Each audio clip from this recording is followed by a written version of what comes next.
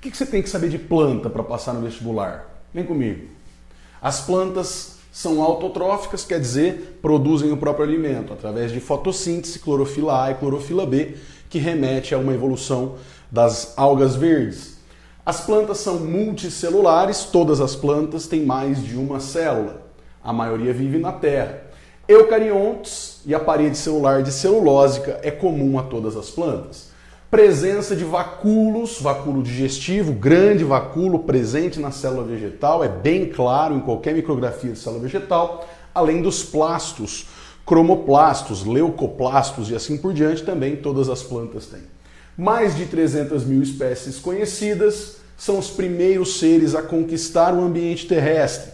Então é importante você lembrar que eles foram os primeiros caras a chegar no ambiente terrestre. Então, depois que as plantas conquistaram o ambiente terrestre, com bastante dificuldade devido à desidratação, as estratégias para perda de água, mas depois que as plantas chegaram lá, outros seres vivos também foram capazes de atingir o ambiente terrestre, a exemplo, os próprios animais. Para concluir, embrião maciço também é uma característica de todas as plantas, ou seja, dentro do embrião não há nenhum tipo de cavidade. E esse embrião é completamente dependente de tecido materno para poder se desenvolver. Fazendo um parênteses aqui, as algas, lembre-se, tem um embrião livre, independente de tecido materno. Então essa é uma diferença entre algas e plantas. Portanto, as plantas têm essa apomorfia, essa novidade evolutiva, embrião maciço. Todas as plantas se reproduzem por alternância de gerações, quer dizer, uma fase da vida das plantas, elas são haploides, N cromossomos, e outra fase ela é diploide. Portanto, todas as plantas se reproduzem por alternância de gerações, uma fase haploide, uma fase diploide. É importante dizer que o gametófito, que é sempre haploide, ao longo da evolução nas plantas, ele foi diminuindo. Não só diminuindo em volume, como também em período de existência. Então, no primeiro grupo de plantas conhecidas, que são as briófitas, as plantas têm o gametófito permanente e o esporófito é transitório, ele aparece e desaparece, certo?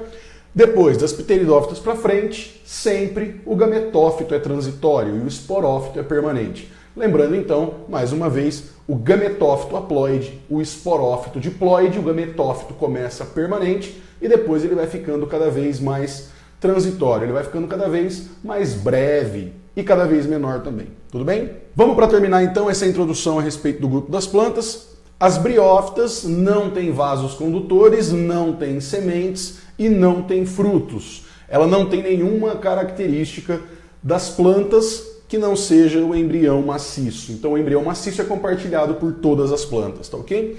Depois, com o surgimento dos vasos condutores, chamados de traqueídes, lignina em volta dos vasos condutores xilemáticos, presença de vasos de fato existentes, contundentes, um tecido verdadeiro, a gente tem as pteridófitas, é o primeiro grupo onde eles aparecem, depois que eles surgiram, eles estão presentes em todas as outras plantas, beleza?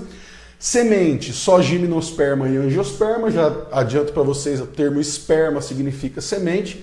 Fruto só nas angiospermas, angio é revestido, então semente revestida só nas angiospermas. E agora eu concluo.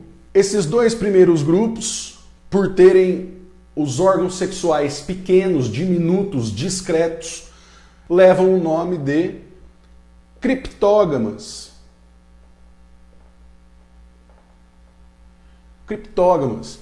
Já gimnosperma e anjo, por ter órgão sexual bastante definido, bastante exposto, bem conhecido, chamado de fanerógamas.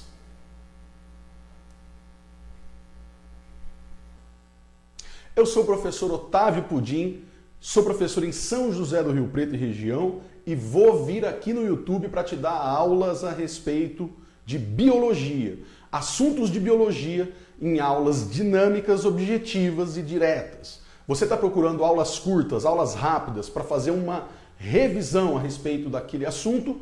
Você achou o seu canal. Me siga, aperte o sininho e vamos estudar biologia.